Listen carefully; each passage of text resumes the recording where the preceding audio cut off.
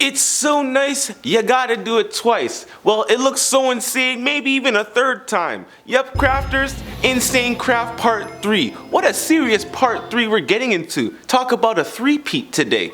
Coming in at number 10, Ancient Spellcraft. Ancient Spellcraft is a Minecraft modification that adds magical content to your game. The mod is an add-on for Electro Mob's Wizardly. The mod adds 176 unique spells, rituals, and over 88 artifacts, and many more various things. Some of the spells which are added by this mod, a Will-O-Wisp, and not the Pokemon spell, okay, which can locate biomes for you, teleport to your own pocket dimension to have a remote home, teleport to the Nether through purple flames and the gates of hell. A way to quick travel, definitely a good one. Between the overworld and the Nether without the Nether portal, summon an army of undead skeletal wizards to fight battles for you, turn a desert into a lush land, or a drought of some lush fields maybe. Contingency spells, prepare for a battle and release your magic at the right moment for when you need them. Yep, you definitely will feel like a wizard, Harry, with this spellcraft. Coming in at number 9, Apple Core, and I'm not talking about the phone, I'm not talking about Apple headquarters. This is an API for modifying the food and hunger mechanics of Minecraft, starting with the version 2.00 from Minecraft 1.102. Apple Core's HUD related additions were moved to their own mod. The Apple Skin more information about what this mod does can be found on the Apple Core GitHub. On its own, Apple Core does not make any changes to the hunger mechanics of Minecraft. To read about Minecraft's exhaustion and saturation mechanics, see the Minecraft wiki. I mean, we talk about their exhaustion and stuff through our other videos, but definitely go on the Minecraft wiki if you need a little bit more information.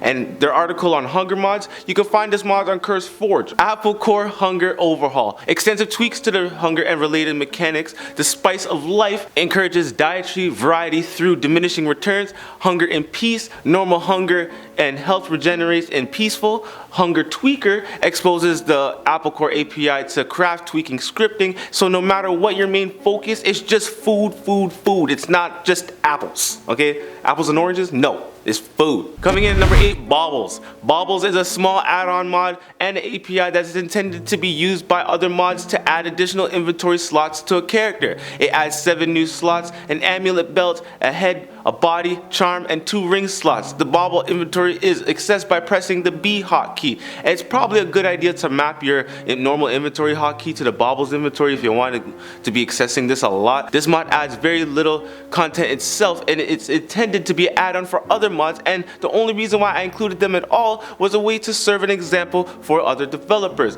The Miner's Ring has no crafting recipe, and it's only attainable in creative mode. Things like this makes Baubles great because we all would like to, craft some recipes in Minecraft, but at the same time, a quick hotkey for that quick access, yes, I'm definitely down for that. That's up my alley, or should I say down my alley, you know what I'm saying? But between me and you, Baubles reminded me from that fish from Finding Nemo.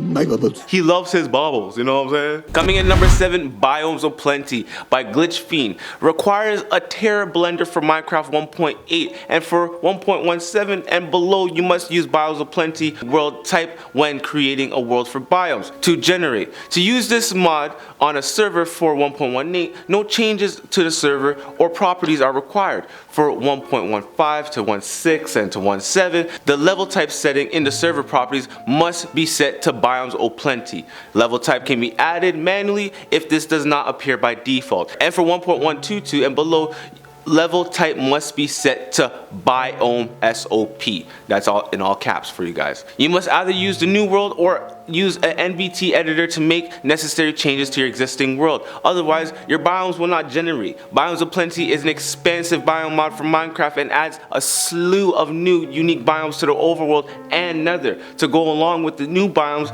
and it adds new plants, flowers, trees, buildings, blocks, and so much more. Talk about Biomes of Plenty, you know what I'm saying? A lot of stuff. Coming in at number 6, Bountiful. Bountiful is a mod centered around a single block called the Bounty Board. Bountiful is a mod centered around a single block called the Bounty Board, and items which appear within Bounties, of course, there's a bounty board. Bounty boards can be found throughout the world and in villages, and they'll generate bounties inside of them. These bounties will often ask for you to bring back an item or kill some mobs in return for whatever rewards they're offering. If you can complete the bounty, you have to bring it back to the bounty board and right click on the board to redeem your rewards. There exists another item as well called a decree. A decree determines what kind of bounties show up on a bounty board. For example, an armor smiting decree makes it so that the objectives and rewards related to armor show up on the board. Leather, iron, chest plates, boots, etc. You can have up to 3 decrees on a bounty board at once, and you can mix and match it as well. Objectives and rewards from all 3 of these new bounties appear. Just like items, bounties can have different tiers of rarity. Some bounty rewards are more rare than others, and bounties with higher rarity have a better chance at having more rare rewards. Rarity follows the same pattern in vanilla: common, unrare, rare, and epic. I want some of that epic gear.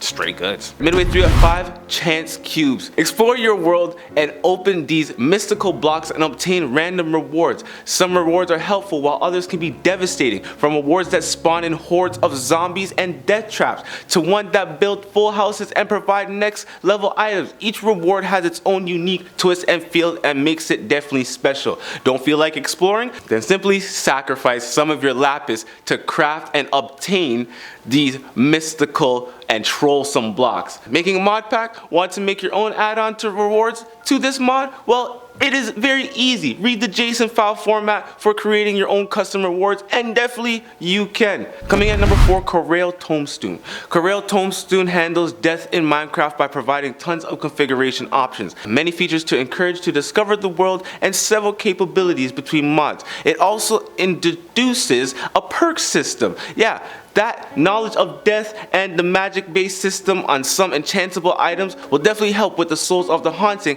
and decorative graves and waiting for a way to be freed for their eternal sentence. A screen in the game allows to configure players' preferences, access a compendium of infos, and the selection of the perks. There are several commands related to death and dimension teleportation. The mod works fine on several servers, mainly has translations in French and English, Spanish, Russian, Ukraine, simplified, and traditional Chinese, and also provided in a courtesy to some other players as well. The decorative graves are special blocks with fog particles only during night. They can be harvested with a shovel or pickaxe and can be engraved with an anvil. The decorative graves can be haunted by a soul depending on the chance set in the config. The soul stays there until it is used and allows some enchants like magic, scroll, tablet, or upgrade to the grave's key. Dark and white graves have no differences for gameplay. To build a decorative grave, you will need to collect the grave dust. The common way to obtain this item is killing undeads or with the cat mourning gift. Cat mourning gifts, I don't want no cat mourning gift personally. Cat mourning gift just sounds nasty to me. And one essence of undead. Being an ingredient obtaining through the advances, the first one is by finding how to select your favorite grave in the config first of all, and rarely finding the undeads, cat's mourning gift, and by fishing in the deep water. Now, honestly, I like the fish, but like I said, that cat mourning gift, Coming in at number 3, dimensional doors. This mod is Minecraft's 1.12 plus port of the dimensional doors. Mods originally created, maintained up to Minecraft 1.6.4 by Steveners11. This mod adds several types of dimensional doors that allow access to teleportation and extra dimensional pocket dungeons that can vary from hallways, mazes, to treasure rooms, to straight up traps. Oak dimensional door, easy to make but not very useful. In dungeons, it will typically lead back to the previous pocket, but sometimes an oak door in the dungeon will lead back to the dimension where the player first entered this chain of dungeons. An iron dimensional door, placing one in a world will create a new and empty dimensional pocket, a black void in which you can build whatever you want. A small house, a statue, a farm, a huge base, even a whole goddamn city. Yeah. Quartz dimensional door, similar to the iron dimensional door, except that all quartz dimensional doors will lead a player to their personal pocket.